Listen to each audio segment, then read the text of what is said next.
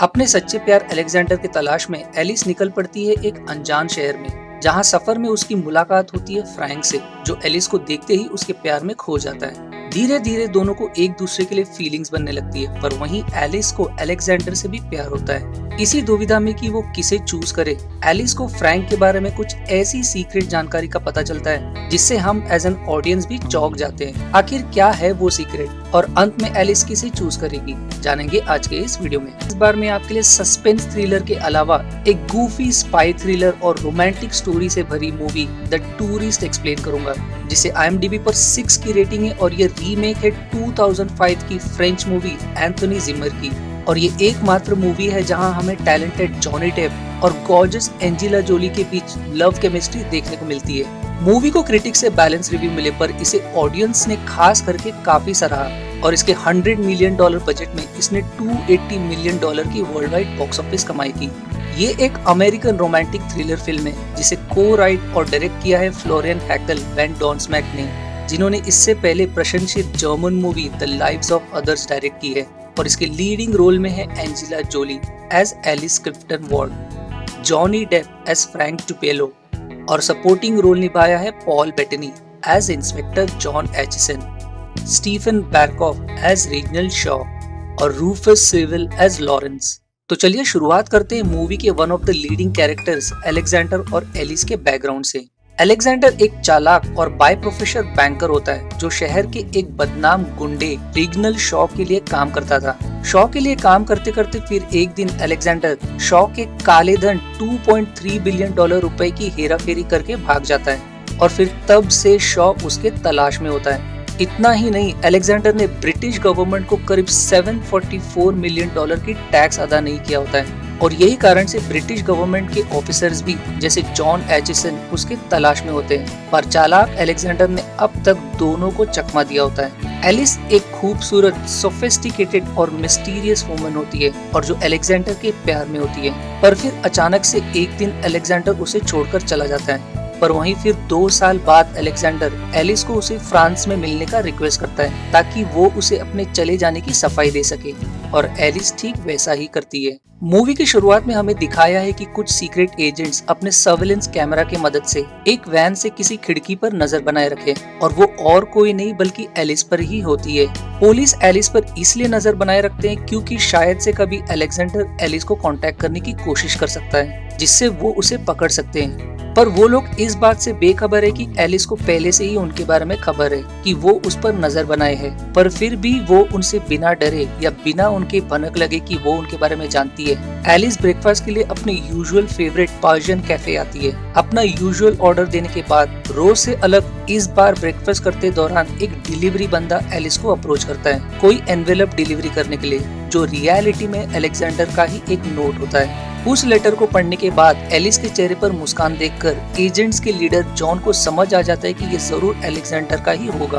वहीं चालाक अलेक्जेंडर को भी पता होता है कि एजेंट्स ने एलिस पर नजर बनाई रखी होगी और इसीलिए नोट में उसे तरीका बताता है उनसे पीछा छुड़ाने का। वो उसे ठीक 8:22 को गार्डेलियन स्टेशन से वेनिस को जाने वाली ट्रेन पकड़ने का निवेदन करता है और ट्रेन में उसे किसी ऐसे बंदे के बगल में बैठने का इंस्ट्रक्शन देता है जिसकी हाइट और बॉडी ठीक उसके समान हो, ताकि एजेंट्स को लगे कि वो बंदा अलेक्जेंडर ही है। वो उसे अंत में नोट को जलाने का भी सुझाव देता है ताकि एजेंट्स को उसके प्लान के बारे में ना समझ सके।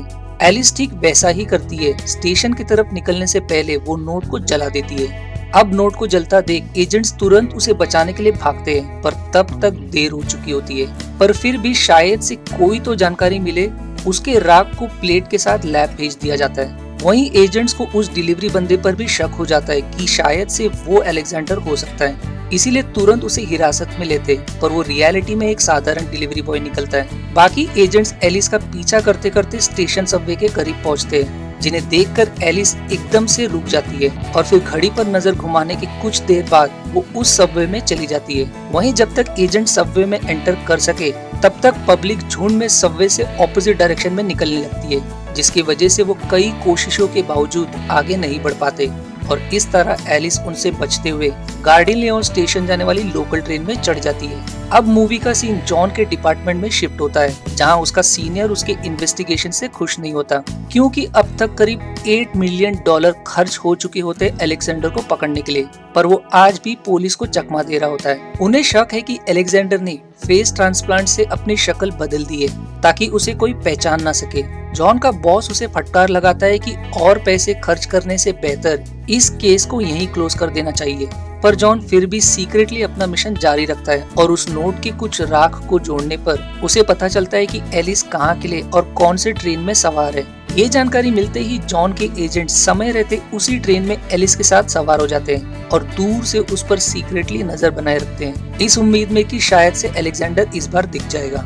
एलिस प्लान के मुताबिक अलेक्जेंडर की तरह सेम हाइट और बिल्ड जैसे दिखने वाले बंदे को ढूंढती है और यहाँ फाइनली एलिस की मुलाकात मूवी के another leading character Johnny Depp यानी मूवी के कैरेक्टर फ्रैंक टिपोलो, एक शांत सरल पेशे से मैथ्स टीचर से होती है जो इटली एज अमेरिकन टूरिस्ट घूमने आया होता है। एलिस अपने सोफिस्टिकेटेड और चार्म से फ्रैंक का दिल जीत लेती है और सून दोनों की अच्छी दोस्ती हो जाती है। पर वहीं एजेंट सीक्रेटली फ्रैंक का पिक्चर लेकर जॉन को रिपोर्ट कर देते हैं, कंफर्म करने के लिए कि क्या यही अलेक्जेंडर हो सकता है जिसने अपना फेस ट्रांसप्लांट किया हो। फेशियल रिकॉग्निशन सिस्टम में उसका पिक्चर स्कैन करने के बाद अलेक्जेंडर से उसका मैच नहीं मिलता। जॉन को फ्रैंक का पिक्चर और उससे एलिस के इतने गहरे तरीके से बातें करना उसे पक्का हो जाता है कि वही अलेक्जेंडर है और इसीलिए इटली के इंटरपोल की मदद से आने वाली वेनिस स्टेशन पर अपने एजेंट्स तैनात करता है उन्हें पकड़ने के लिए।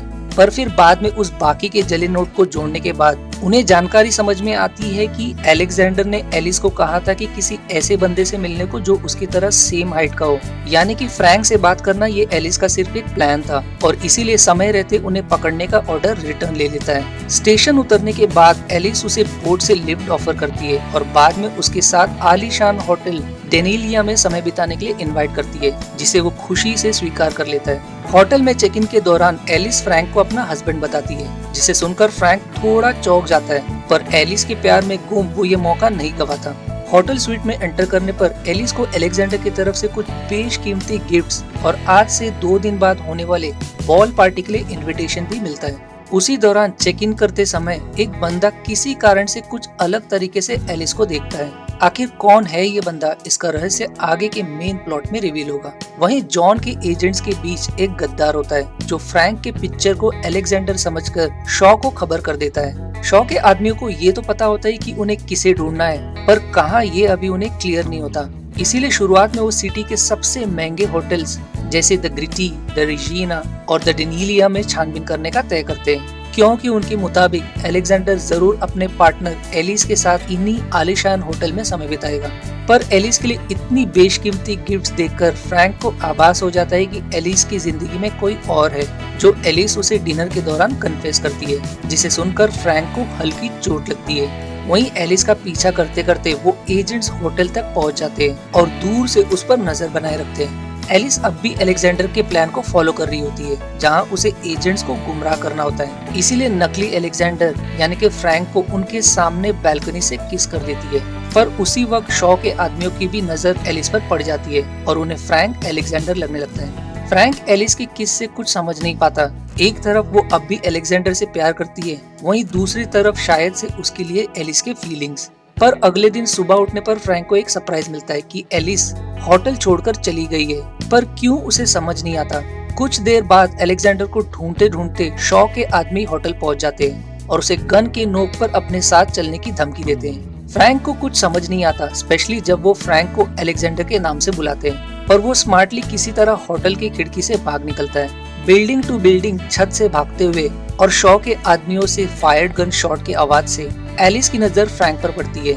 वहीं एजेंट्स की भी नजर इन सब पर पड़ती है और फ्रैंक को बचाने की परमिशन जॉन से रिक्वेस्ट करते हैं, पर जॉन के लिए एलिस और अलेक्जेंडर उसका मेन मिशन होता है और इसीलिए उन्हें सिर्फ एलिस पर नजर बनाए रखने का ऑर्डर देता है। फ्रैंक अंत में उनसे बचने के लिए एक फ्रूट शॉप के छत पर कूद जाता है और खुद को संभालते हुए अनजाने में एक इटालियन पुलिस ऑफिसर को धक्का देकर पानी में गिरा देता है। पुलिस असॉल्ट के केस में पुलिस को धक्का देने के लिए फ्रैंक को अरेस्ट कर लेती है। पूछताछ में फ्रैंक अपनी पूरी कहानी पुलिस को बताता है कि कैसे कुछ लोग उसे अलेक्जेंडर समझकर शूट करने की कोशिश कर रहे थे, पर पुलिस उसके बात पर यकीन नहीं करते और उसे जेल में डाल देते। पर फिर उसी रात के अंधेरे में वही पुलिस ऑफिसर उसे जेल से निकालकर हथकड़ी लगाकर बोट से कहीं ले जाता है। हमें बाद में पता चलता है कि ऑफिसर शॉ के आदमियों से मिला हुआ था, क्योंकि शॉ ने अलेक्जेंडर के नाम पर इनाम लगाया होता है। शॉ के आदमी उसे पकड़ने के लिए बढ़ते हैं, पर तब तक एलिस एन मौके पर आकर उसे वहां से बचाकर भगा ले जाती है। ये सब होने के बाद एलिस उसे इन सब में फंसाने के लिए माफी मांगती है और फाइनली कन्फेस करती है कि आखिर क्यों शॉ के आदमी और वो एजेंट्स उसके पीछे लगे हैं और क्या कारण से वो उसके साथ अब तक है। फ्रैंक एक और चीज से सरप्राइज हो जाता है कि कितने आसानी से एलिस उसकी हथकड़ी निकाल देती है। आखिर क्यों, इसका मिस्ट्री हमें आगे रिवील होगा।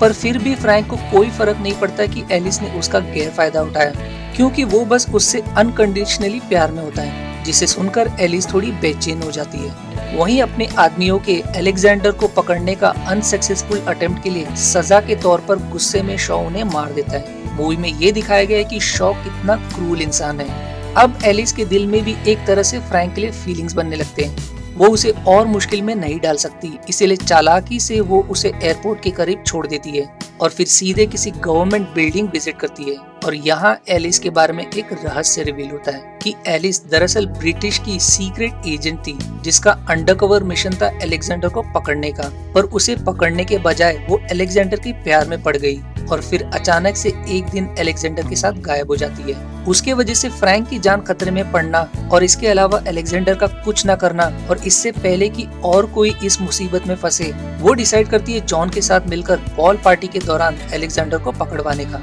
वहीं फ्रैंक अब भी एलिस को इतनी आसानी से छोड़ने वाला नहीं होता है। उसे उस बॉल इनविटेशन के बारे में याद होता है और इसीलिए वो भी उस पार्टी में आता है। बॉल के दौरान कुछ देर बाद वही बंदा जो एलिस के होटल चेक इन के दौरान दिखा था, वो एलिस के लिए चुपके से एक नोट छोड़कर चला जाता है। वही बंदा अलेक्जेंडर हो सकता है और इससे पहले कि एलिस उस तक पहुंचे, फ्रैंक एलिस का रास्ता रोक लेता है। एलिस थोड़ी सरप्राइज कि वो अब भी तक नहीं गया, उसे वहाँ से जाने को कहती है, पर फ्रैंक उसके बिना जाने को तैयार नहीं होता।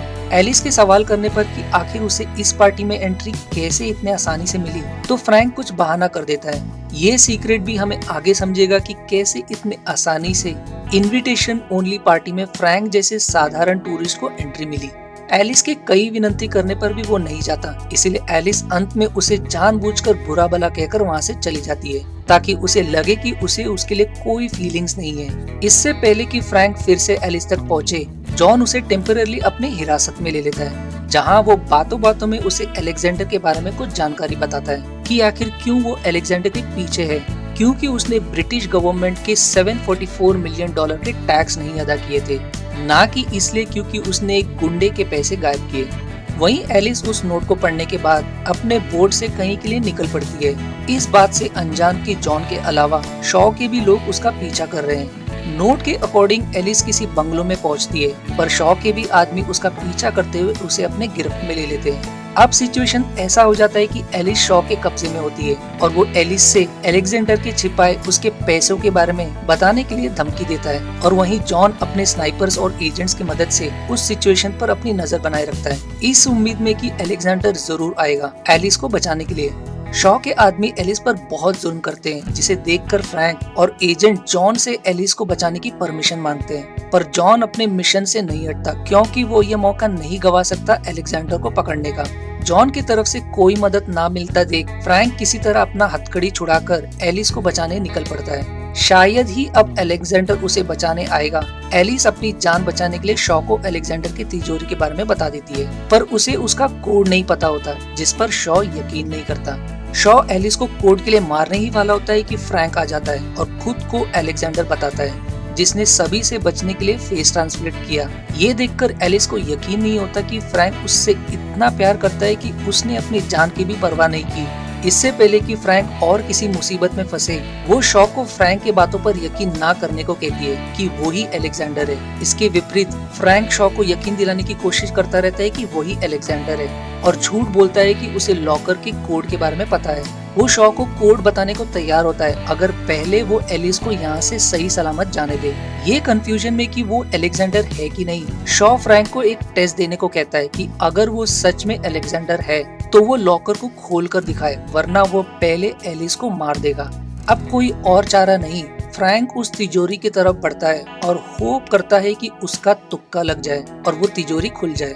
वो जब एलिस के करीब से गुजरता है, शायद से ही कि ये उनका आखिरी पल रहेगा, एलिस पहली बार फाइनली उससे अपने प्यार का इजहार करती है कि वो भी उसे चाहती है। पर जैसे ही फ्रैंक कोड को एंटर करने जाता है, जॉन का सीनियर आ जाता है और स्नाइपर्स को फायर करने का ऑर्डर दे देता है और फिर देखते ही देखते स्नाइपर्स शॉ और उसके सारे आदमियों को ढेर कर देते हैं। जॉन फिर उस जगह पर रेड करता है और उसे बहुत शर्मिंदगी महसूस होती है कि उसने एलिस की जान खतरे में डाली अपना मिशन पूरा करने के लिए।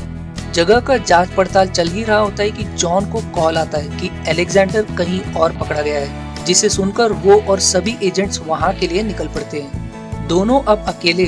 फ्रैंक एलिस से फिर से कंफर्म करता है कि क्या वो सच में उसे चाहता है, जिसका वो जवाब हाँ में देती है। पर वो ये भी बताती है कि वो अलेक्जेंडर को भी चाहती है। एलिस एक तरह से दुविधा में पड़ जाती है कि वो फ्रैंक या अलेक्जेंडर को चूज करे। इससे पहले कि एलिस अपना फैसला ले, फ्रैंक उसके इस दुविधा को सुलझाता है। फ्रैंक एलिस के सामने उस लॉकर को आराम से करेक्ट पिन कोड के साथ खोलता है, जिसे देखकर एलिस एकदम हैरान हो जाती है। इसका मतलब फ्रैंक ही अलेक्जेंडर है। फ्रैंक शुरू से नाटक कर रहा था, यही कारण है कि वो उस बॉल इनविटेशन में एंटर कर पाया, क्योंकि वो उसका खुद का इनविटेशन था एलिस के साथ। यही कारण से उसने अपनी हाथों की हथकड़ी भी इतने आसानी से खोल पाया। उसने पैसों से फेस ट्रांसप्लांट के अलावा अपना एक नया प्रोफाइल भी बनाया ताकि किसी को उसके बारे में शक ना हो। ये सब वो पुलिस को गुमराह करने के लिए कर रहा था, जिसमें वो सफल रहा और फिर दोनों खुशी में एक पैशनेट किस शेयर करते हैं। वहीं एक और रहस्य ये रिवील होता है कि जिस बंदे को चेक इन और बॉल पार्टी के दौरान देखा गया था, उसे अच्छे पैसे दिए गए थे एज अलेक्जेंडर का एक्टिंग करने के लिए। वो केवल एक टूरिस्ट होता है, उसे कहाँ और कब मौजूद रहना है इसके लिए उसे एक रैंडम यानी कि अलेक्जेंडर के नंबर से मैसेज आता था, जिसके लिए उसे काफी पैसे भी मिले थे। और वो पैसे देने वाला और कोई नहीं बल्कि फ्रैंक यानी कि अलेक्जेंडर था।